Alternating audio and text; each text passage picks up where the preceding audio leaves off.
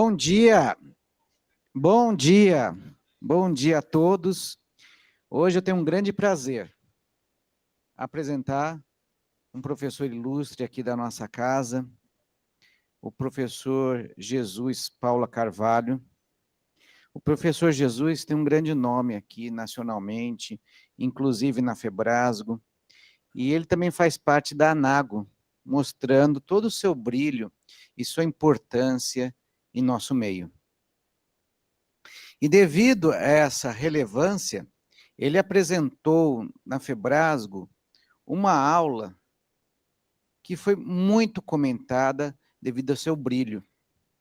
E por isso, conversando com a professora Rossana, com o professor Edmundo Baracá, nós decidimos convidar o professor Jesus para poder palestrar com a sua aula, a literatura como instrumento terapêutico. Então, professor Jesus, gostaria de agradecer, em nome do Departamento de Obstetrícia e Ginecologia, a sua vinda aqui. E fique à vontade. Obrigado. Estão me ouvindo bem? Bruno? Tá. Obrigado a todos pela presença, obrigado, professor, pelo convite, professor Zé Maria, professora Rossana. Vocês me viram aqui muitas vezes falando de câncer, de ginecologia oncológica, e hoje nós vamos sair um pouco dos domínios da ginecologia para uma área um pouco diferente. Faz tempo que o conhecimento médico cabia nesta maleta. Hoje, o conhecimento médico é gigantesco.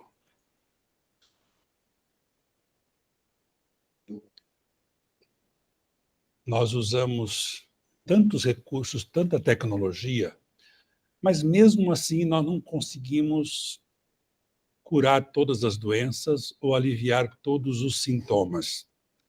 Nós precisamos, para fazer isso, ir um pouco além do nosso conhecimento técnico e científico.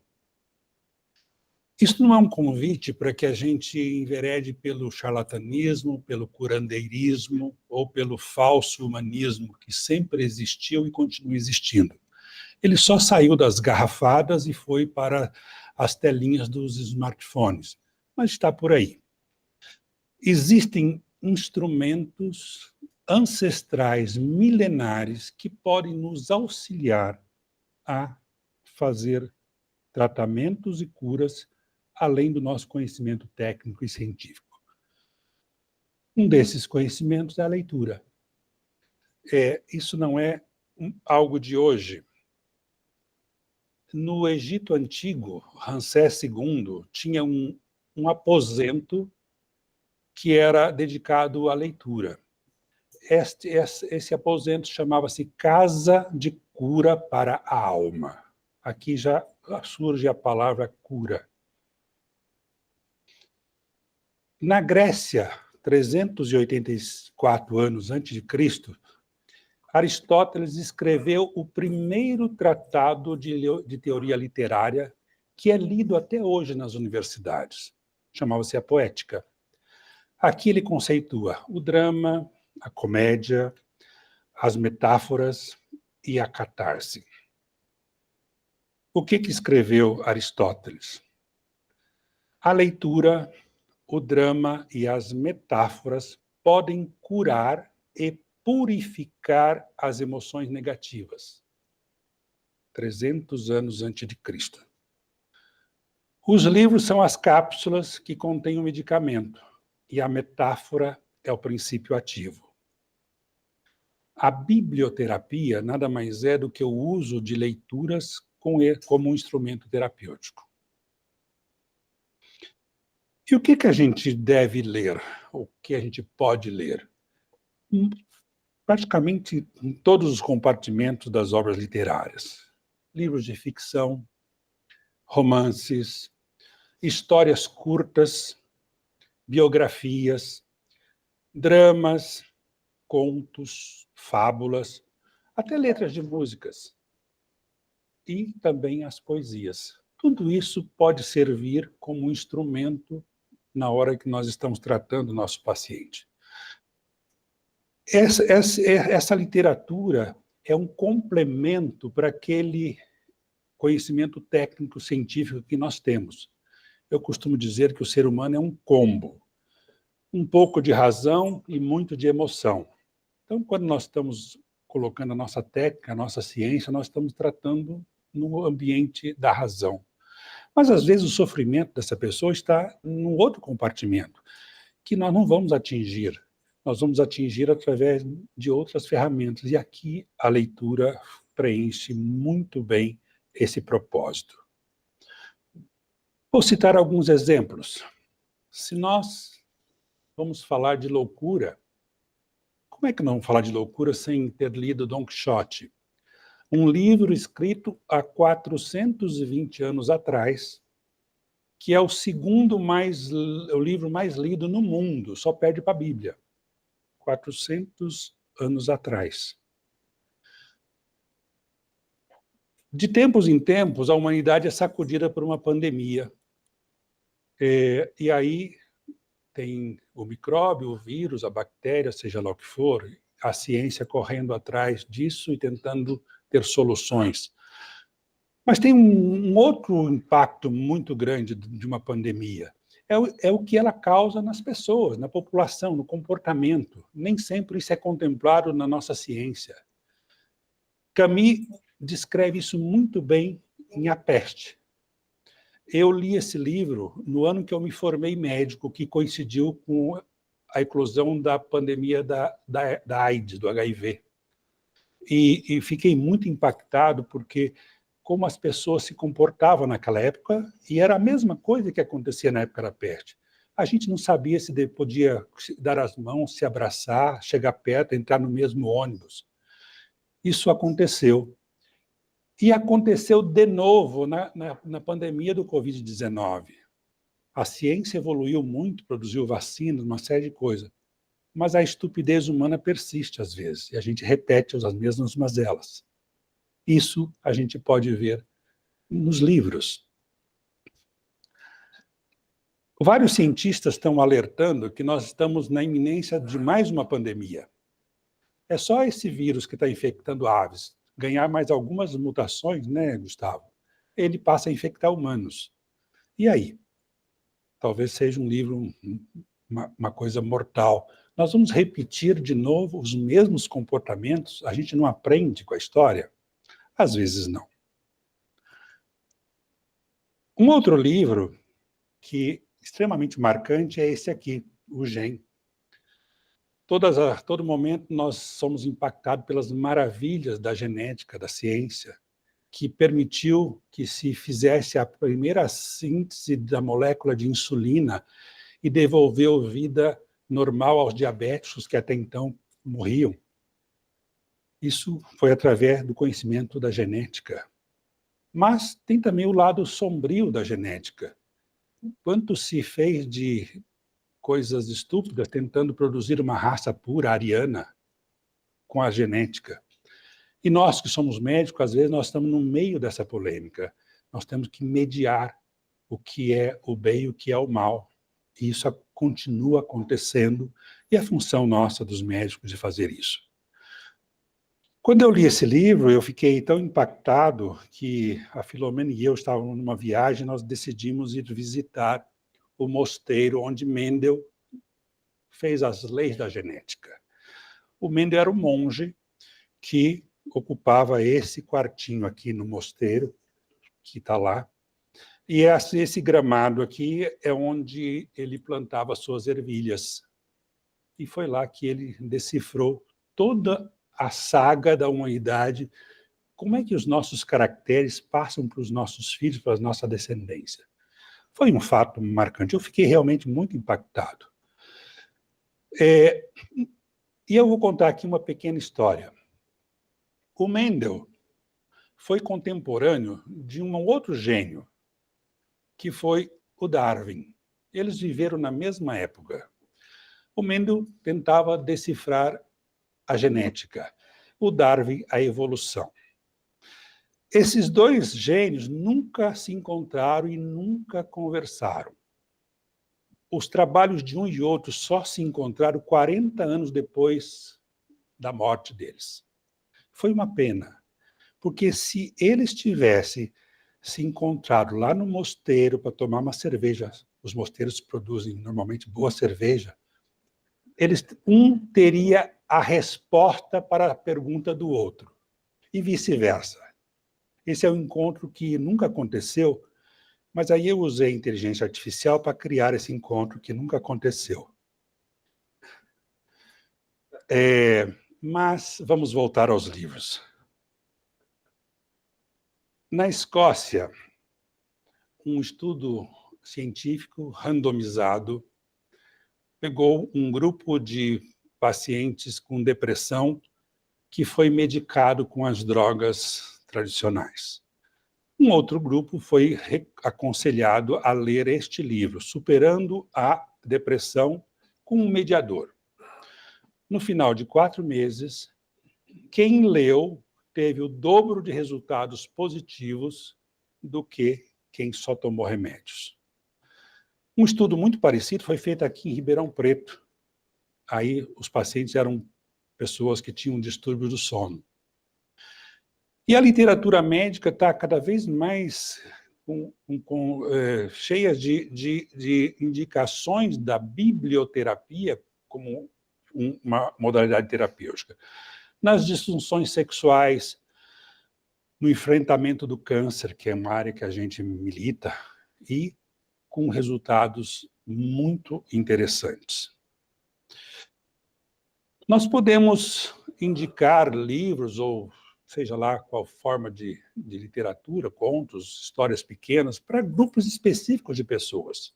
Isso ajuda muito, depois da nossa abordagem médica, técnica, científica, sugerir essas leituras. Ela ajuda a entender a doença, a entender, inclusive, os fenômenos, como eu disse, da peste, o que está em volta. Inclusive, ajuda nós mesmos, os médicos. Eu acho que faz bem para o paciente, faz bem para nós, médicos, porque os fenômenos, os distúrbios da sociedade, nós podemos entender, porque nem sempre isso está contemplado na nossa literatura técnica e científica.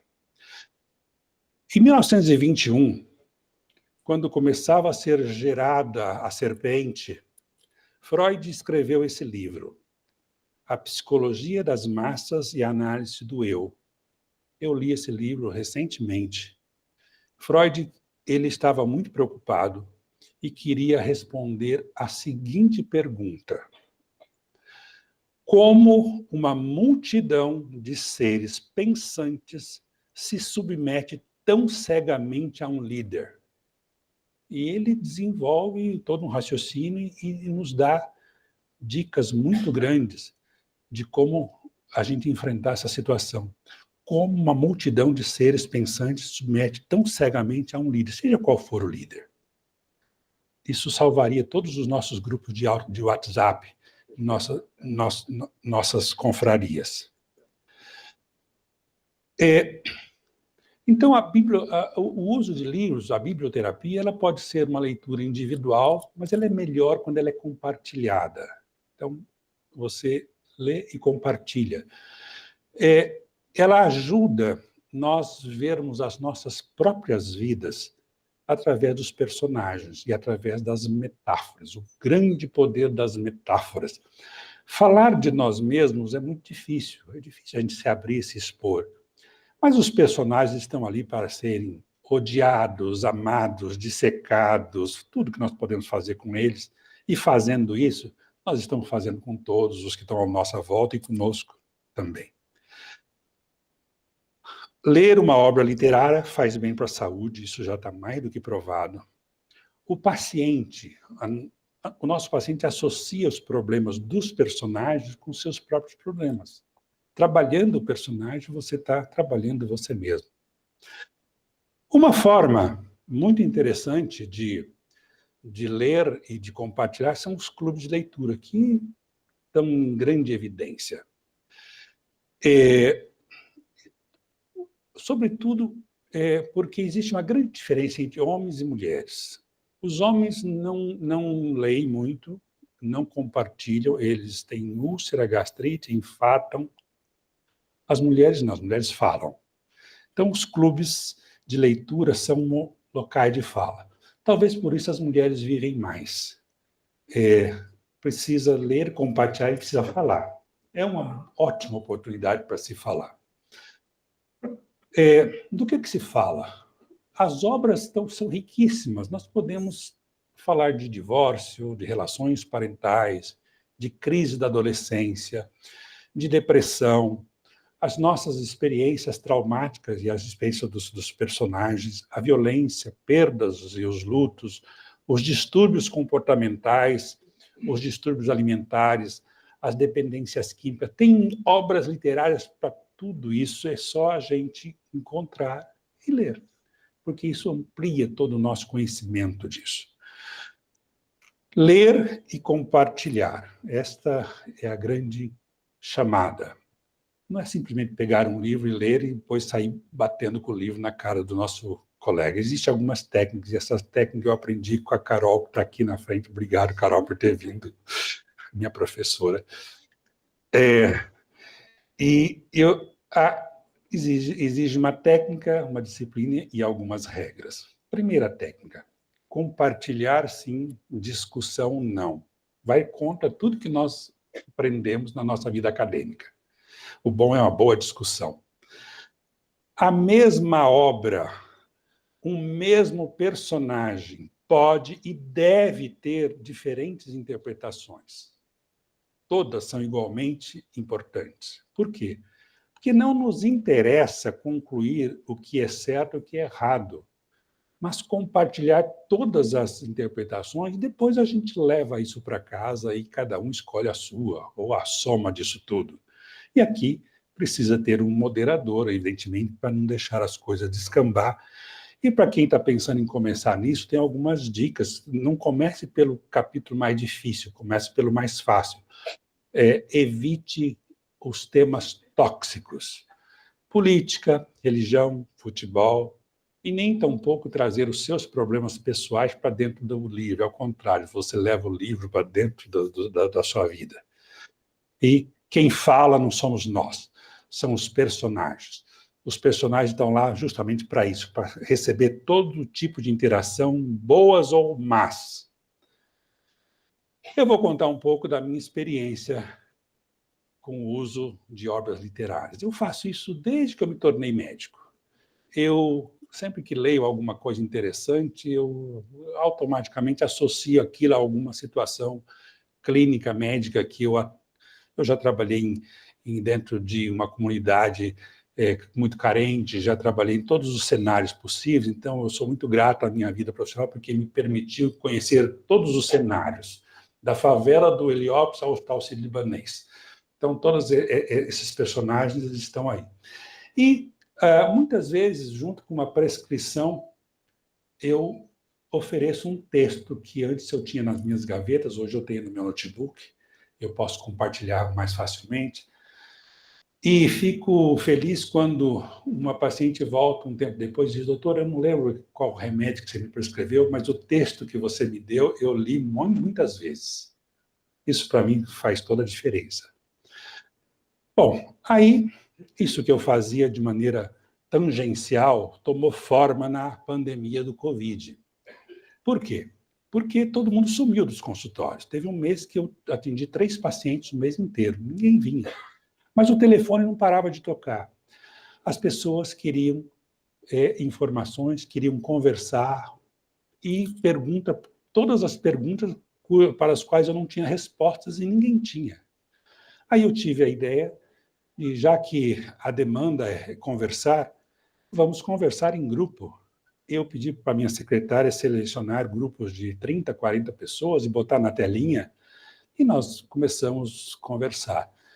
De início, até por minha formação médica, eu levava textos científicos, artigos que estavam sendo publicados, tentando desvendar aquelas dúvidas todas, mas a gente não conseguia dar conta. E aí eu percebi que este não era o foco. Aquelas pessoas não estavam ali para saber se ia ter vacina, assim, ou assado. Elas estavam ali porque elas tinham outras demandas. O grande personagem desse momento foi o medo. Todo mundo estava com muito medo. Eu me lembro de uma senhorinha muito idosa que dizia assim: doutor, eu estou com muito medo, eu estou em pânico. Eu tenho medo de perder as minhas filhas, eu tenho medo de perder as minhas netas, eu já perdi vários amigos, e eu estou paralisada de tanto medo. Todos nós estávamos com muito medo, cada um a seu modo.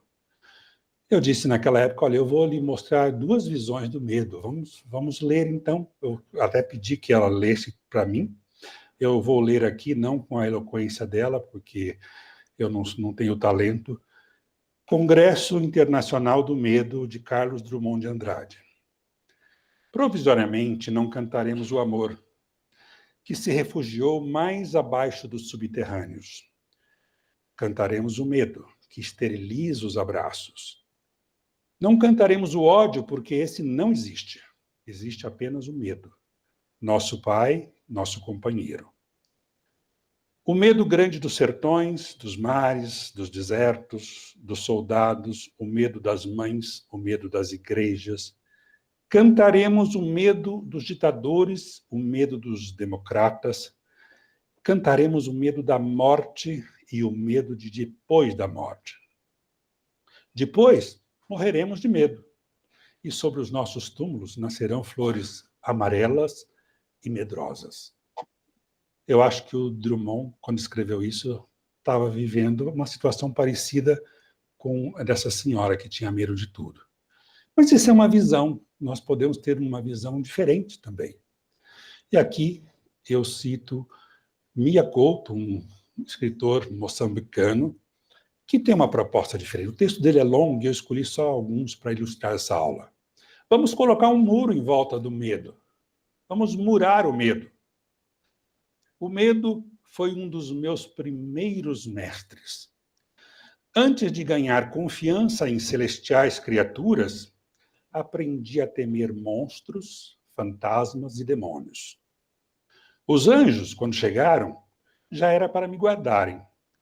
Os anjos atuavam como uma espécie de agente de segurança privada das almas. O medo foi, afinal, o mestre que mais me fez desaprender.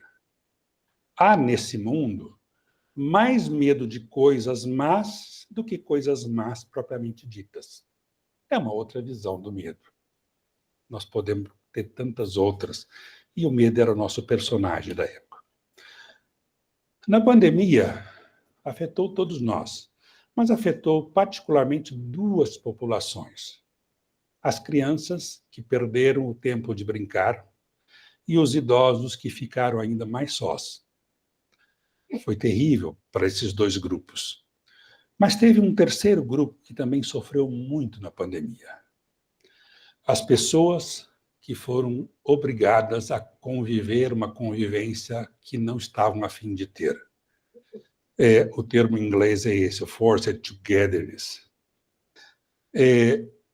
Estar junto com alguém que você não gostaria de estar é, às vezes, pior do que estar só. Uma senhora que hoje tem mais de 70 anos me dizia: doutor, eu tenho vergonha de confessar, mas como eu gostaria que meu marido pegasse Covid e morresse. Mas não tem outra solução? Não, doutor. Eu casei aos 17 anos, quase que por uma imposição da família. Eu achei que eu não gostava do meu marido, mas eu achava que depois as coisas se arrumariam e eu passaria a gostar dele. Mas desde então só piorou e piorou muito. Então, eu não vejo como ajudasse, mas você não é a única. Deve ter gente que já passou por isso, né? E aqui eu quero ler para você um soneto do Olavo Bilac, que acho que foi alguém parecido com você. Se por 20 anos, nessa forna escura, eu deixei dormir a minha maldição, hoje, velha e cansado de amargura, minha alma se abrirá como um vulcão. E em torrentes de cólera e loucura, sobre a tua cabeça ferverão 20 anos de silêncio e de tortura, 20 anos de agonia e solidão. Maldita sejas pelo ideal perdido, pelo mal que fizeste sem querer, pelo amor que morreu sem ter nascido, pelas horas vividas sem prazer, pela tristeza do que eu tenho sido, pelo esplendor do que eu deixei de ser. O marido dela não pegou Covid, não morreu, ela continua vindo ao meu consultório e nós trocamos textos e ela lê bastante e a vida segue. Nessa mesma época eu tive a ideia de continuar fazendo as minhas reuniões, talvez virtuais, mas aí as pessoas estavam muito afim de voltar a se encontrar. Quando liberou, foi como soltar um rebanho.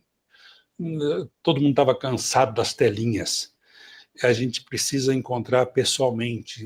Muitas daquelas pessoas que estavam na telinha agendavam para vir conversar pessoalmente comigo e traziam os textos e me pediam sugestões de outros textos. E isso, eu decidi que, a partir de então, isso fazia parte do meu arsenal terapêutico. Eu sou um médico, eu faço cirurgias, eu prescrevo, eu faço um monte de coisas, mas eu também leio, e isso agora, assumidamente, olha, acho que esse texto vai te fazer bem. Isso persiste até hoje, e agora de uma maneira mais intensa.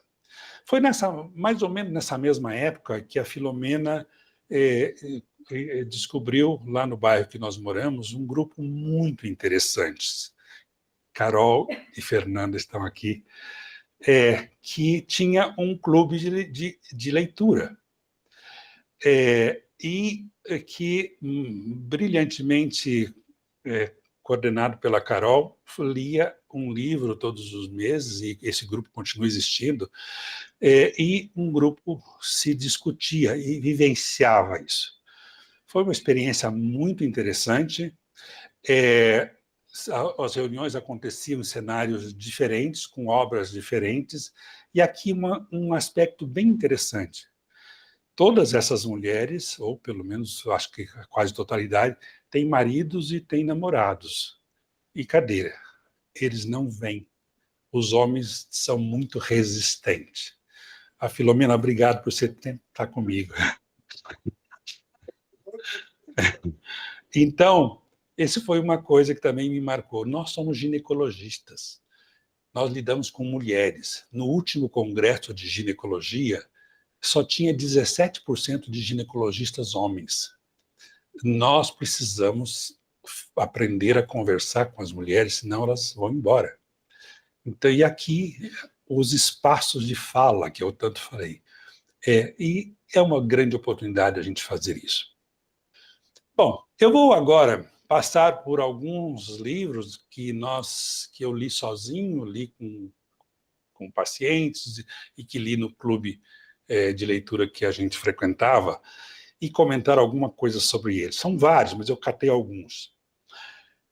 Este livro é de uma jovem escritora brasileira, e para os nossos colegas que fazem reprodução humana, ele é muito importante. Por quê? Porque nós ficamos maravilhados com a possibilidade de uma mulher em condições não adequadas engravidar, ter filhos, até aquelas que não têm útero pode ter um filho, aluga-se uma barriga, um útero de substituição. E essa história desse personagem é justamente sobre isso. Uma mulher que, por questões econômicas, aceita ser um útero de substituição, aluga o seu útero para um casal que quer ter filhos. E ela carrega essa barriga pelos 9 meses, o bebê que está nascendo chama-se Davi, e ela conversa com o Davi o tempo todo, o Davi cresce, chega o dia de nascer o Davi. Pelo contrato, depois da cesárea, esse bebê vai ser entregue aos pais que compraram o serviço, e ela não pode sequer ver o bebê para se despedir. Reza o contrato dessa forma, para não criar nenhum vínculo. E isso é feito. A família fica feliz com o seu rebento, mas a mulher, ela entra num processo muito complicado de depressão. Por quê? Cadê a barriga? Como é que ela explica isso? Então, ela é orientada a fazer um enterro simbólico do Davi. O Davi morreu, para todos os efeitos. pega-se um boneco, agora nós estamos na fase dos bonecos, né? E organiza-se um ritual de um funeral.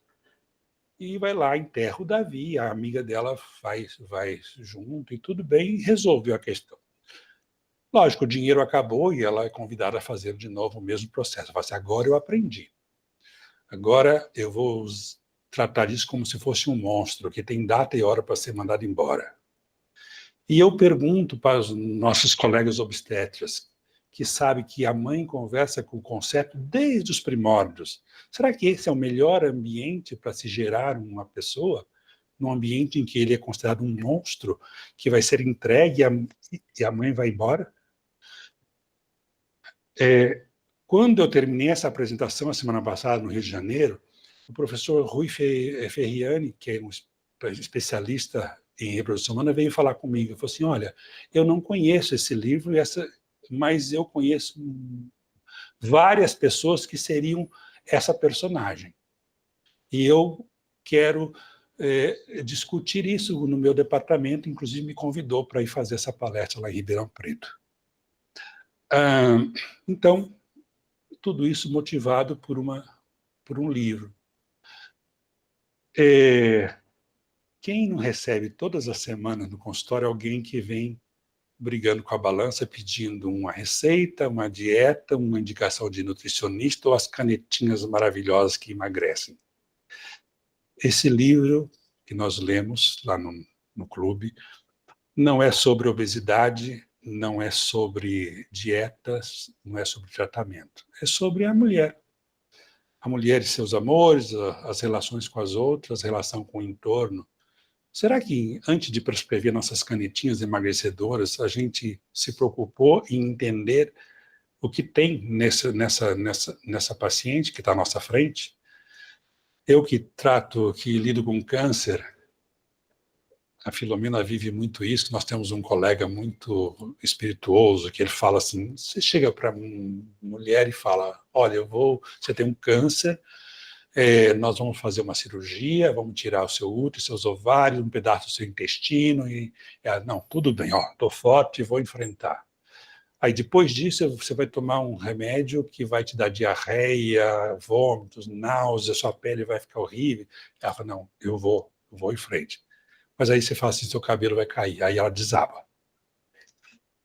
Aqui, nessa obra, é uma executiva importante que está nessa situação.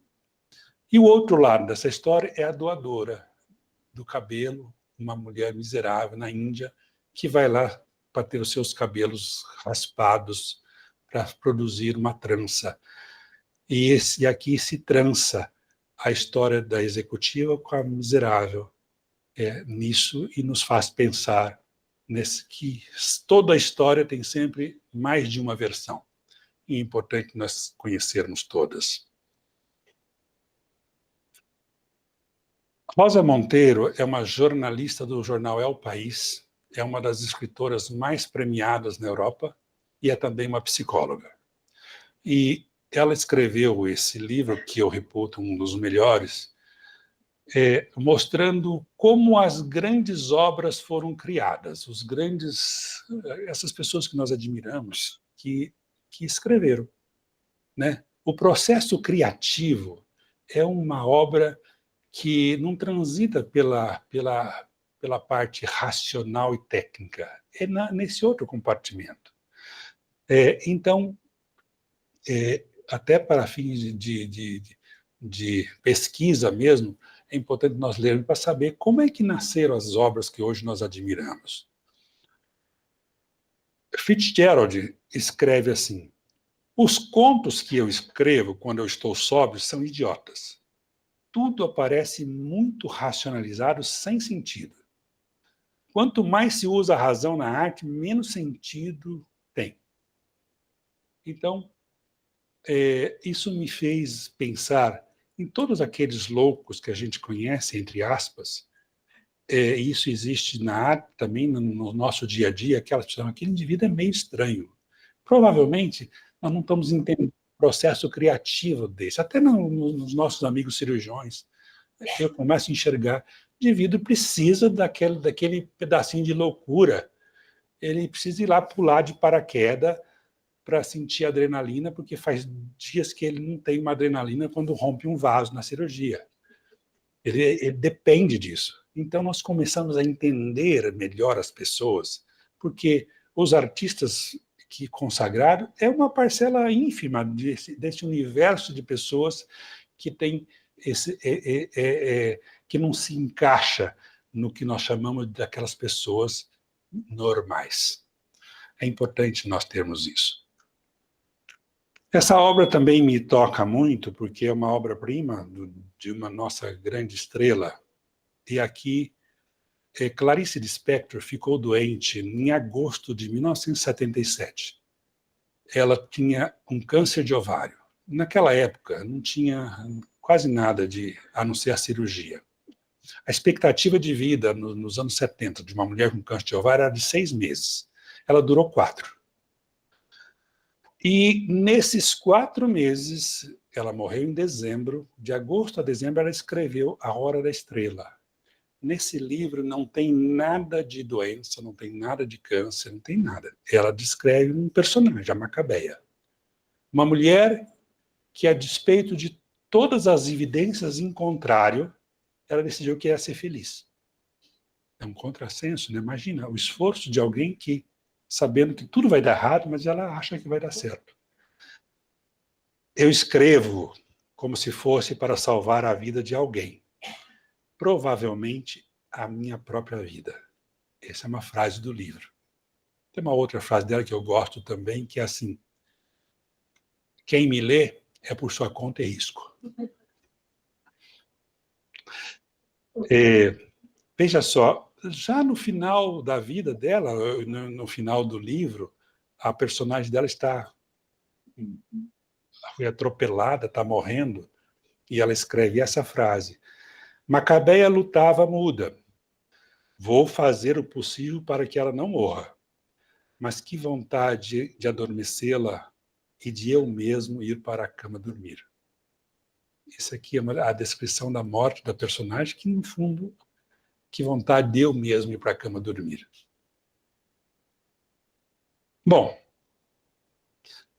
quem lê, chega uma hora que dá faniquito, dá vontade de escrever. Então, isso é uma coisa que eu comecei a ousar a fazer. De início, timidamente, relacionando coisas médicas com coisas não médicas, com humanidade. O professor Marcelo Zugaib chega para mim, Rosana, e diz assim: Jesus, eu adoro ler o que você escreve, mas eu não teria coragem de escrever. Eu disse: professor Marcelo, o senhor acabou de me informar que escrever é um ato de coragem. E eu agradeço por isso. Aqui, nesse conto, nessa crônica, eu faço uma referência ao câncer do colo do útero. Nós tivemos agora em março o colo do útero, a campanha, em que os personagens que eu conheço na história, que pereceram jovens, porque essa é uma doença de mulheres muito jovens e no auge da sua vida, e o câncer do colo. Todos os contos de fadas que foram interrompidos por uma doença ginecológica. Muitas pessoas me pediram esse texto para usar na campanha. É uma outra maneira de falar de doenças sem precisar falar de HPV e de outras coisas. Aqui eu ousei fazer a minha interpretação do câncer de ovário dentro da obra da Macabé, porque muitas vezes passa desapercebido por aqueles que não são da área. Então, aonde que eu vejo o câncer dela? As frases, como eu citei aquelas duas, e é realmente uma coisa muito impactante. A gente vai ficando mais ousado. O ano de 1964 aconteceram coisas muito importantes no nosso país. Eu era um aluno da escola fundamental e naquele ano eu estava fascinado por uma criação de peixes que tinha um pequeno açude que estava sendo construído perto da minha casa, no interior. Então, para mim, 1964 é o ano dos alevinos. E vocês que sabem o que aconteceu, podem juntar. É uma visão de onde eu estava naquele momento. Ler e escrever. se os homens não leem, as mulheres leem um pouco mais, e às vezes leem bastante, nós precisamos visitar esse assunto. Já acho que deixei bem claro que ler faz bem para a saúde, e isso vem ganhando evidência na mídia. E um fato trágico é esse aqui. 3 de cada 10 brasileiros são analfabetos funcionais. Eles leem e não sabem o que leram. 3 de cada 10. Professor Simões, nós estávamos falando que a hora que a gente pede para o nosso aluno escrever a dissertação, não sai nada. Ler é um ato contínuo e escrever é consequência disso. Nós precisamos fazer isso. Quem é que lê nos dias de hoje? E o que se lê? Eu falo para os alunos, escreve um bilhete de próprio punho, escreve uma carta para sua avó, idol. Escreve alguma coisa que não termine com kkk. Né? Escreve uma carta para a namorada. Filomena, você guardou as nossas cartas.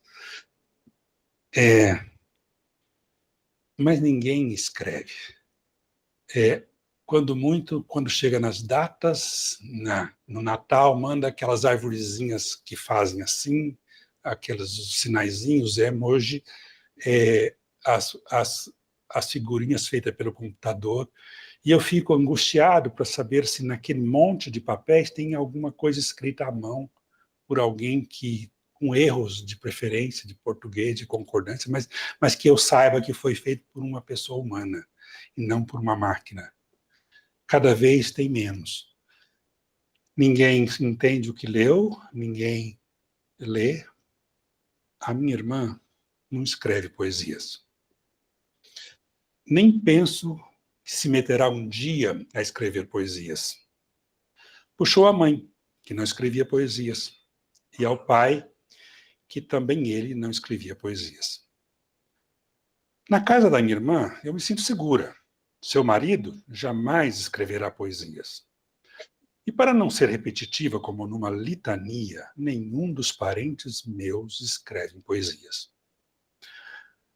Nas gavetas da minha irmã não existem poemas antigos, nem poemas recentes na sua bolsa de mão.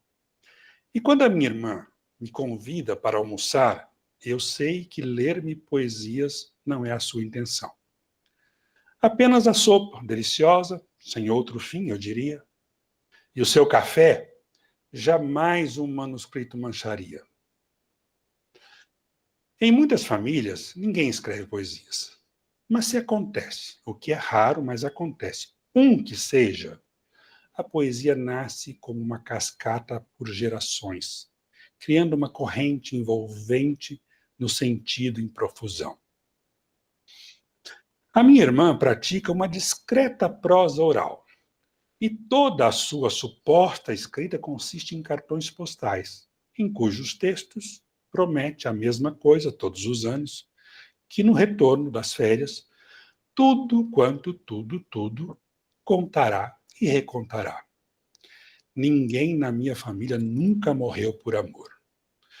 Esse texto maravilhoso de Wisława Szymborskas, Prêmio Nobel de Literatura de 96, com isso eu termino minha apresentação e dedico para Filomena, que lê junto comigo.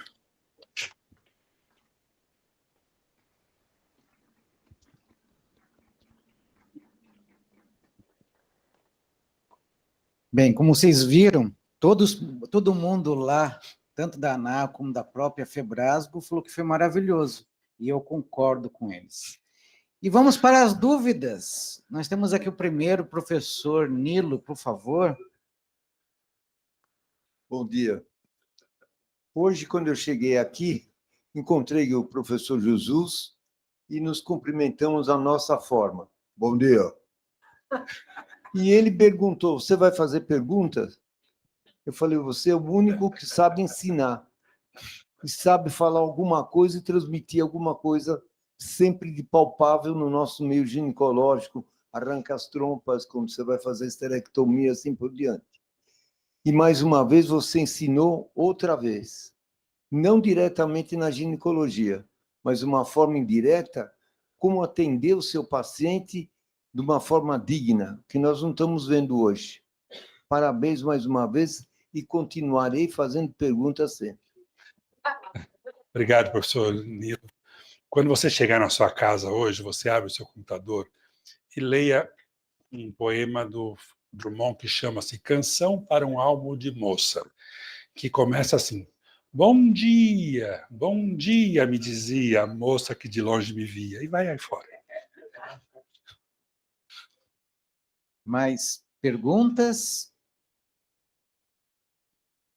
Eu vou passar para o professor. Oi, Jesus, parabéns, viu? Duas palavras só. Obrigado. Parabéns e obrigado. Foi um deleite para nós. Obrigado, viu? Professor, posso dizer uma palavra, professor? Onde que está? Levanta a mão que eu não estou. Professor, Eu vou Aqui. só abrir para a professora Rossana e o professor. Geraldez, posso dizer uma palavra? Pode falar, professor Geraldez. Fique à vontade. Professor Jesus de Paula Sampaio. Parabéns, professor Baracá, por escolher um tema tão interessante e tão importante, dissonante para todos nós que fazemos medicina, seja uma medicina, principalmente quando entramos na época atual, onde muitos problemas acontecem. Eu, nesse momento, vendo aqui a literatura, eu gosto também de ler, professor, a literatura mesmo regional do ministro José Américo, que escreveu sobre a bagaceira, e uma grande amiga minha, que é da Academia Paraibana de Letras, ela escreveu Reescrevendo a Bagaceira. Um livro interessante. Como eu sou filho de uma região que era brejeira, e eu digo que hoje ela é agreste porque chove menos, eu li o livro, já tinha lido o livro A Bagaceira e li Reescrevendo a Bagaceira. Vi que ela tinha razão de uma crítica que fazia ao ministro que chegou quase à presidência da República, o ministro Zé Américo de Almeida, e foi um dos fundadores da Universidade da Paraíba, e eu fiquei a ver a sua alocução excelente sobre sobre Clarice Lispector, sobre outras pessoas, Olavo Bilac, um grande contista, poeta. Eu não sou poeta, mas eu escrevi agora. Não sou parnasiano como ele era, não como Olavo, nem como Floriano. Já li muitos intelectuais, uns são pessoas verdadeiros instrumentais. Instrumentais para a vida e para a morte, professor. Seja de dia, de tarde ou de noite. O nome câncer já não o dizemos. Somos médicos, temos que ser lisonjeiros. Como médicos, não como feiticeiros.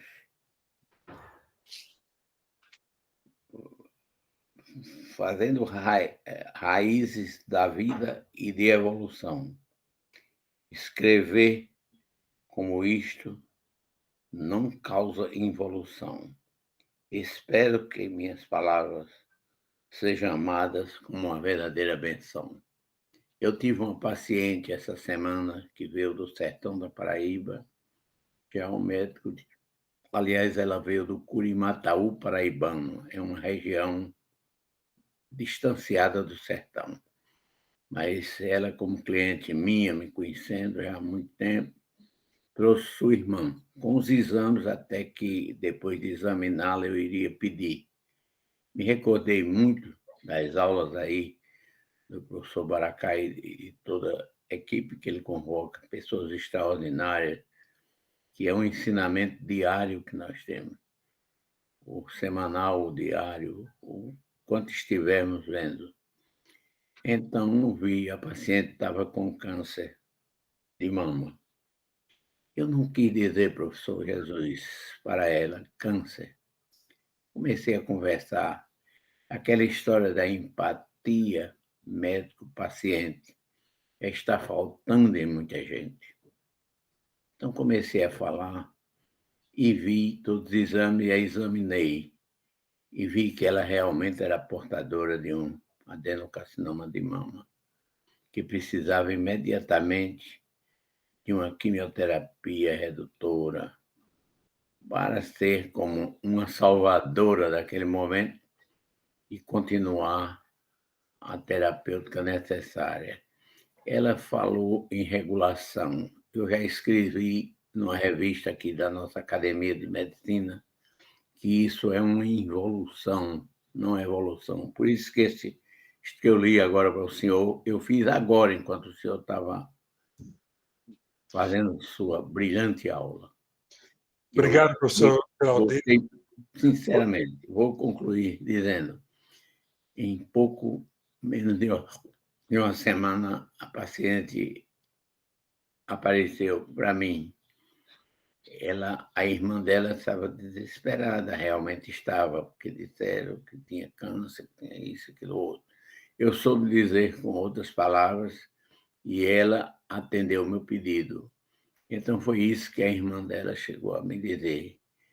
Foi Deus que me mandou aqui para o senhor, porque minha irmã vai realmente se tratar. Ela ia demorar com a história de regulação, e eu não sei que período ela ia acontecer com ela, ia fenecer ou não.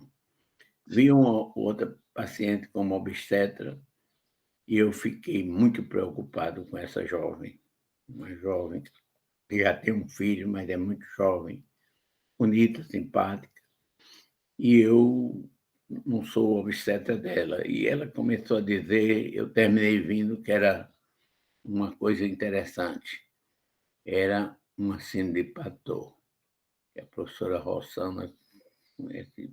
Professor Geraldes, eu agradeço o seu depoimento. Isso é uma Mas prova é de muito como interessante. Nós precisamos dessa literatura como um fator terapêutico para os nossos clientes e para nós mesmos, professor. Muito Muito obrigado pelo seu obrigado. depoimento. É muito Sua aula e ao bom professor aqui. Baracá e ao professor Zé Maria, Eu agradeço.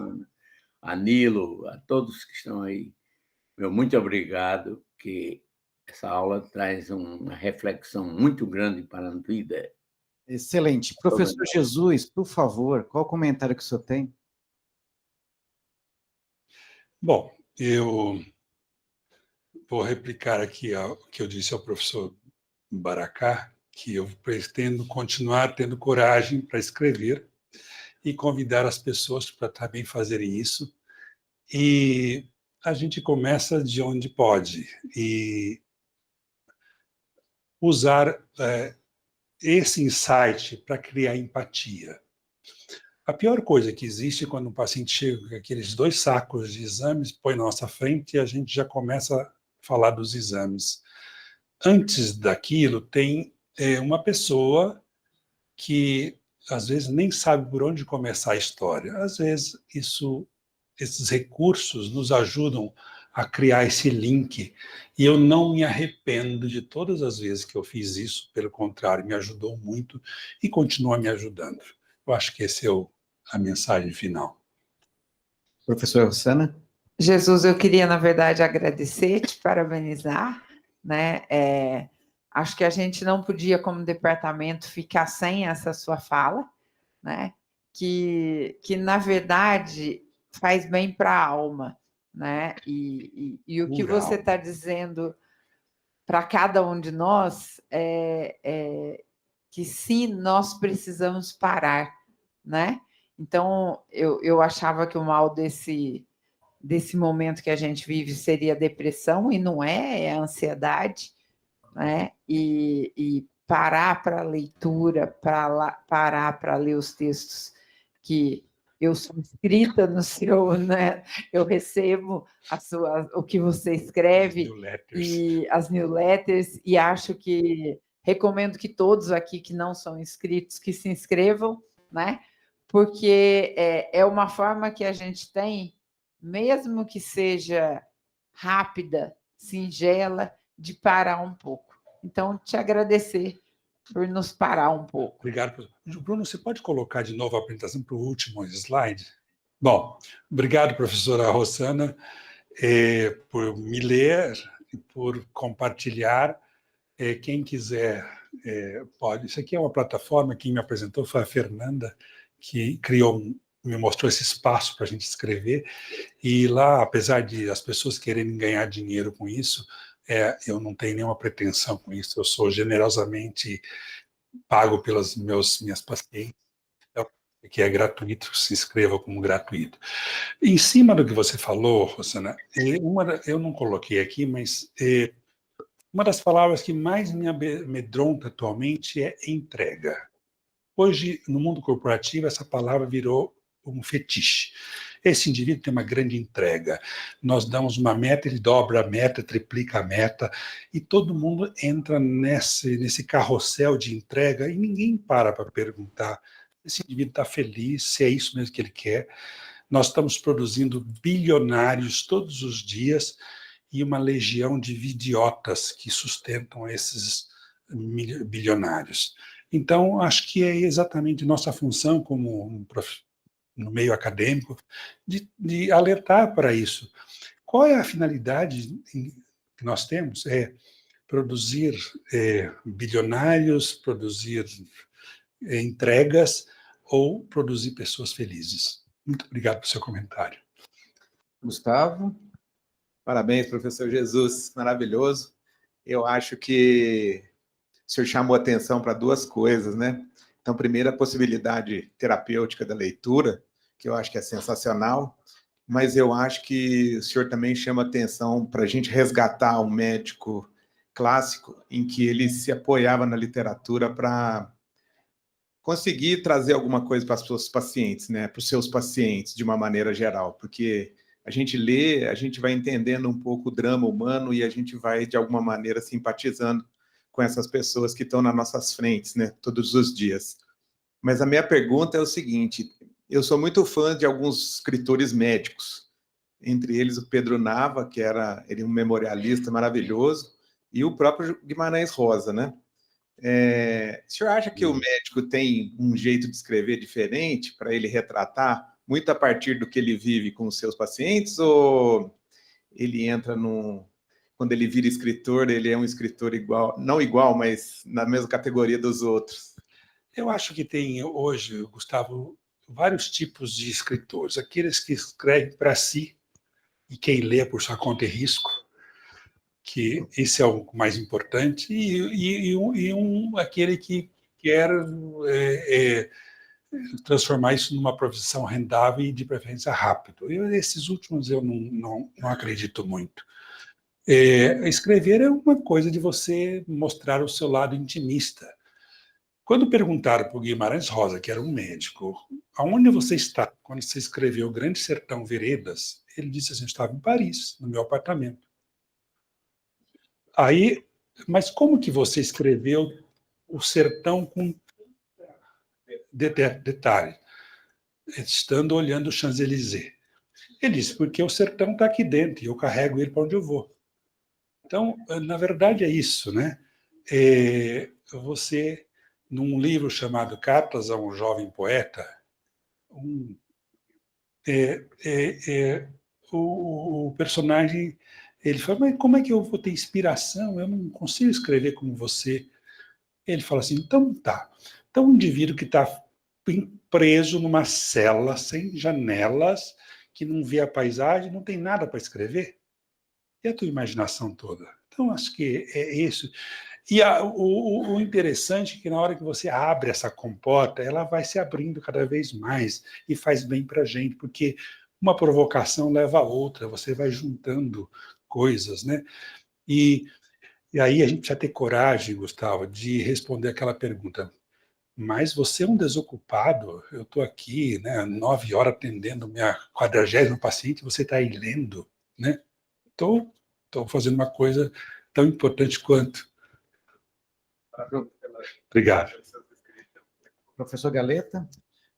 Senhor Jesus, foi uma grata surpresa aí a sua apresentação. Eu quero dizer também que durante a pandemia, para eu manter minha saúde mental, eu também fui para a leitura. E eu fiz uma coisa muito interessante, que foi leituras dramáticas.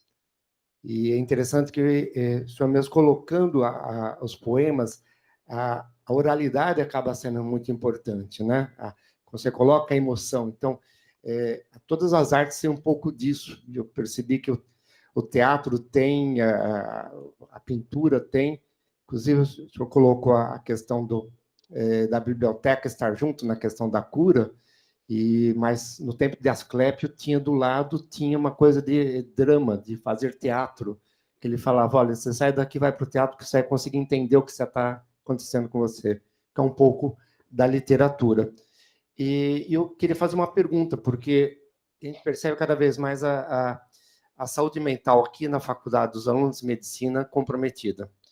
E eu estou na Comissão de Integração e Pertencimento, e uma das propostas é tentar fazer algo para que a vida no campus seja melhor, e uma das propostas seria o clube de leitura. E eu estava com um certo receio de tocar isso em frente, pensando como seria isto, e a sua apresentação me deu mais luzes para tentar organizar isso na faculdade. Acho que o mundo da cultura tem que estar mais presente, não só para o bem-estar nosso, mas também para nós sermos melhores médicos, como o senhor colocou. Então, eu queria, em poucas palavras, quais as sugestões que o senhor me dá para começar alguma coisa assim na faculdade? Acho que você já começou, lançou a ideia. Né? Isso é ótimo. Nós temos tantos projetos interessantes aqui e seguramente você vai ter muitos parceiros nessa empreitada. O Clube de Leitura é fantástico.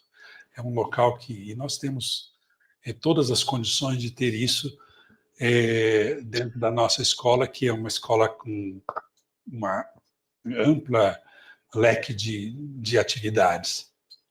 Acho que na Comissão de Cultura e Extensão é possível a gente ter isso. Elizabeth, bom, primeiro, professor, parabéns pela aula, né, maravilhosa.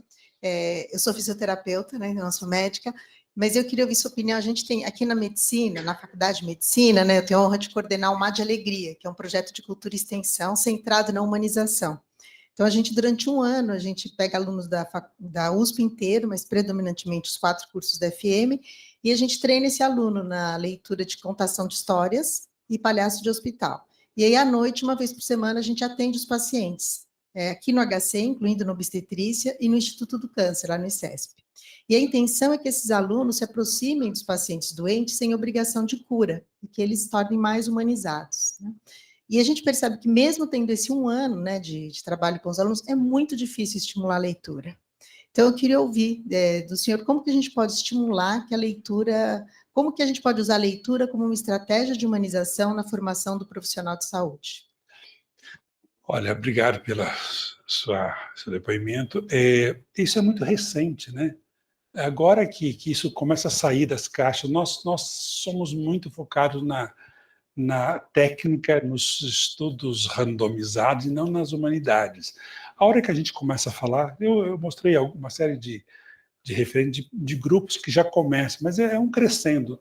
Tudo isso temos que plantar. Você já plantou uma semente, o Galeta vai plantar seguramente um clube de leitura na Faculdade de Medicina, e é assim mesmo. E a gente que já está há mais tempo na carreira, temos que dar o exemplo. A hora que eu mostro que eu leio, eu tiro a inibição daquele que está com vergonha de ler também, ou achar que poxa, eu deveria estar estudando os tratados de ginecologia, de cirurgia, e não lendo uma obra literária. Isso precisa desmistificar. Todo o processo é longo, né? Mas a hora que a gente valoriza isso, e eu me sinto muito honrado de ter falado no Congresso Brasileiro de Ginecologia no Rio, de ser convidado aqui, já recebi vários outros convites para falar sobre isso, mostra que existe essa carência, ou seja, vamos investir nisso. Em cima do que foi colocado, aqui na faculdade, na USP como um todo, existem disciplinas optativas. Então, poderia ser feita uma disciplina optativa, Jesus, nesse sentido. E quando eu estava na pró-reitoria de graduação, foi feito as disciplinas PRG, que são disciplinas da pró-reitoria de graduação. Na realidade, isso começou na gestão, quando o professor Hernandes foi pró-reitor de graduação. Ele criou a primeira disciplina optativa, que era de esporte, que era o professor Serrão, da Educação Física, da Faculdade de Educação Física, e poderia, então, e hoje continuam essas disciplinas. Então, minha sugestão era conversar com o professor Aloísio Segurado e fazer uma disciplina PRG sobre biblioterapia. Olha, isso seria a de álcool e drogas, que foi feita no nosso período, na pró-reitoria, tinha 10 mil alunos inscritos, era todo online. Então, podia fazer uma disciplina PRG, pró-reitoria de graduação, de biblioterapia. Viu, Carol, como as coisas Desculpa, crescem? Desculpa atravessar aí, professor. Não, imagina. Obrigado, professor. Excelente. Agora eu vou abrir para o Rodrigo, que está na internet, porque ele já está pedindo há algum tempo. Rodrigo Fernandes, por favor, pode fazer seus Tudo comentários. bem, professor? Você consegue me ouvir? Sim, perfeitamente, Rodrigo.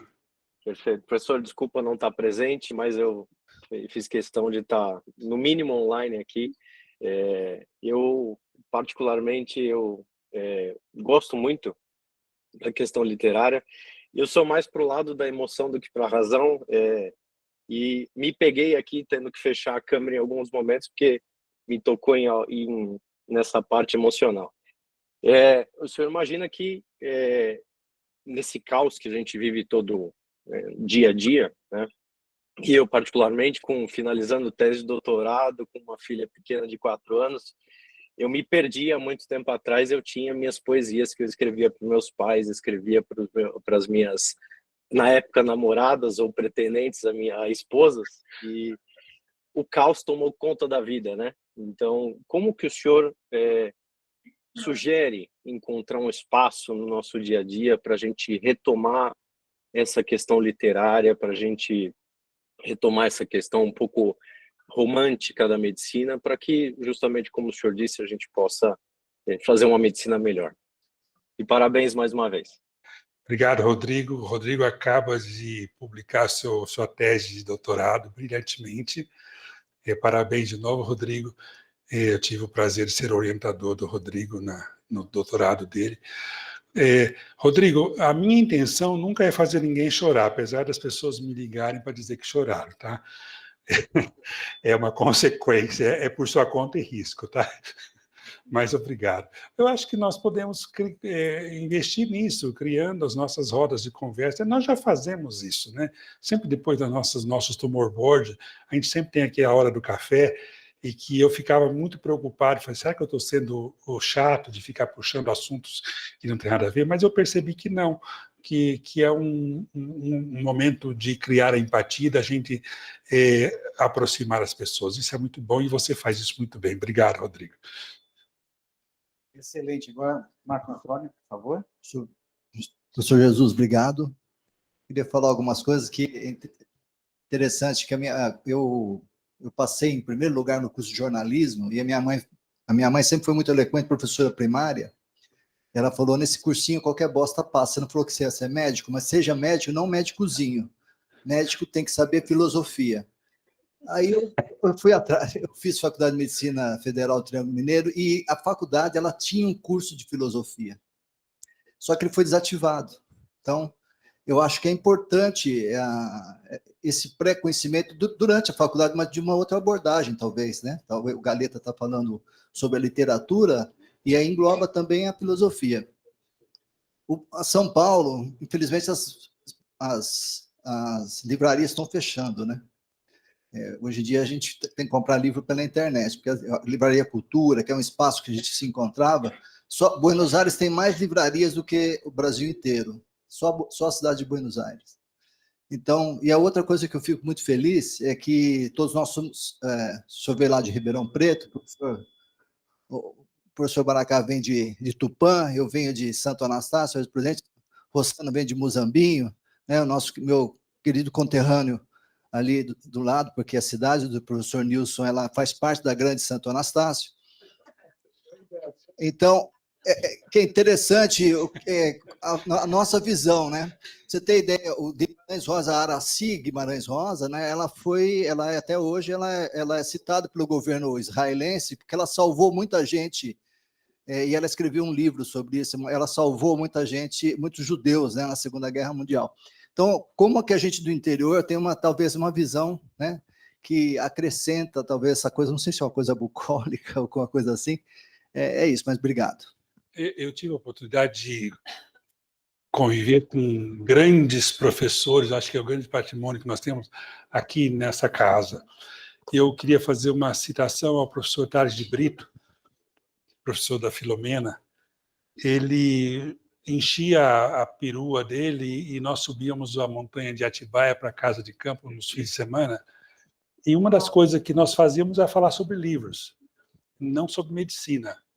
E foi muito, até hoje a gente ainda se lembra das conversas com o professor Tales, os insights, e ele era muito humilde, muito modesto e com uma cultura muito vasta.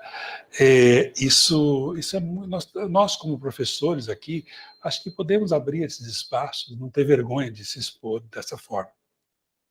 Senhor Nilson, por favor. Jesus, queria te parabenizar. Tá? Obrigado. Você sabe que eu sou fã das coisas que você escreve, eu sempre não venho te parabenizar, venho felicitar pela sua capacidade. Eu acho que você faz a gente refletir muito, né? Você começa com uma maletinha de um médico. Aquela maletinha talvez curasse muito mais do que hoje, com toda essa gama de medicamentos que nós temos.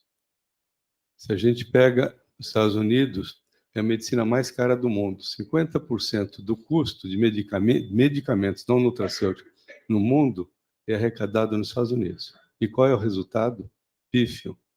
Isso mostra que não adianta ter tecnologia, ter medicamentos, possibilidades de prescrever um medicamento e ser tomado, quando não se fala com o paciente. Então, falar, a nossa profissão ela é humanística. Estamos perdendo isso. Lamentavelmente, a cópia é qual? O sistema americano. Né? O sistema americano. Ah, mas tem uma operadora de saúde entre nós.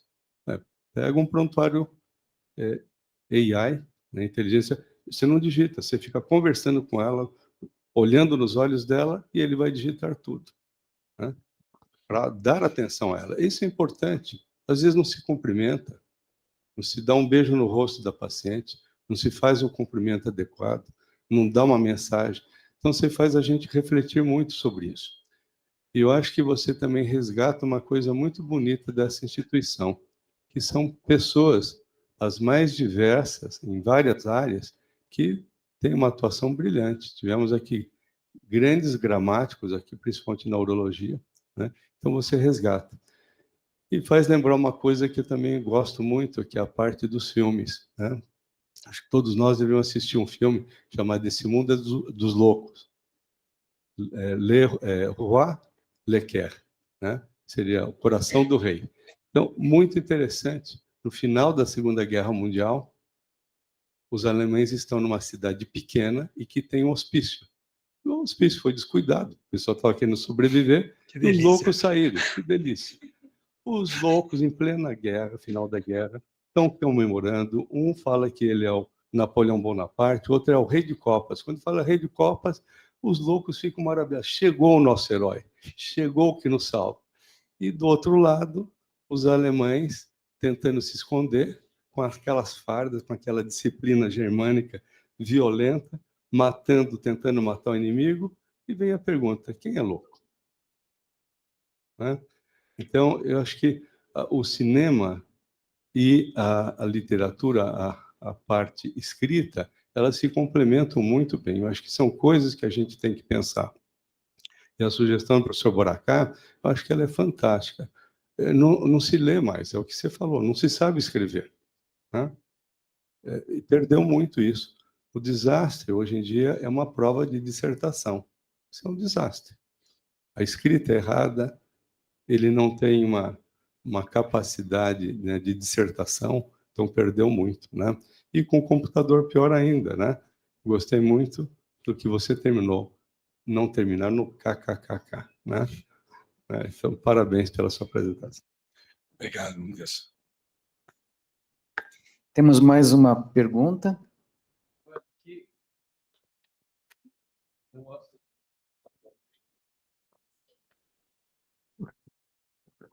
Aqui não é uma pergunta, mas é um agradecimento, e um agradecimento de uma forma muito egoísta, porque eu convivo com o senhor, com uma professora de literatura, e mais de 50 anos.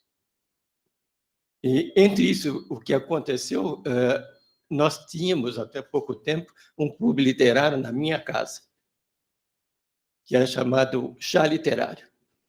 E lá nós tínhamos exatamente a visão que eu vi aqui, uma sala com pessoas que liam um livro e discutiam a respeito. E eram muito multiprofissionais. Tinha médico como eu e mais um, odontologista, economista, assim por diante. E uma coisa que era muito interessante, que eu aqui, lamentavelmente, não vi, tinha mais homens do que mulheres.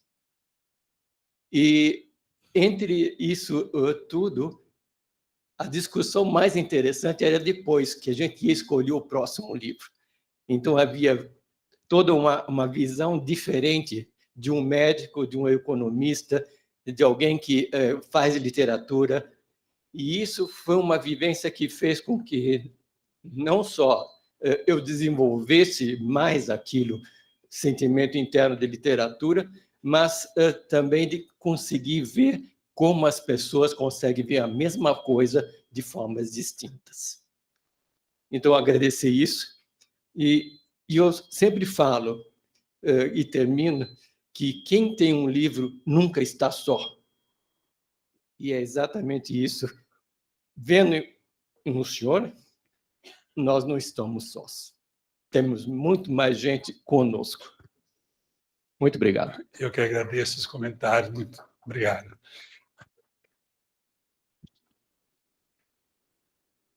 Professor Jesus, foi maravilhoso. Isso me fez até pensar em Hipócrates, né, que quando ele fazia arte da medicina, ele falava que o médico, raramente ele cura. Algumas vezes ele melhora, mas o que ele sempre tem de fazer é sempre acolher sua paciente e consolar. E hoje, modernamente, professor Jesus, o senhor deu um presente para todos, mostrando que a literatura pode ajudar a conhecer nossa paciente, Muito rico. acolher nossa paciente e ajudar também a consolar essa paciente no nosso consultório. Então, em nome do departamento, gostaria de agradecer muito a sua aula. Muito obrigado.